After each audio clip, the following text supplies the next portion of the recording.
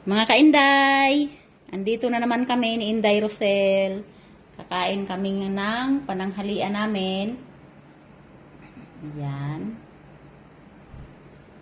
Tapos, ang ulam namin ay yung sweet and sour, mga kainday, na buraw. Buraw yan sa amin. Ayan. Excited na kami kumain ni Inday Rosel ba? Kumakain din ba kayo nito, mga kainday? Sweet and sour. Ayan. Meron pang manok dito. Ayan. Leg ba? Leg. Yung kanin namin. Yung kanin namin may saprat, mga kainday. Kaya ganyan ang may kulay-kulay siya kunti. Ayan. Samahan nyo kaming kumain, mga kainday. Ano yung ulam nyo dyan? Sarap nito, mga kainday, di ba? Sweet and sour. Ayan.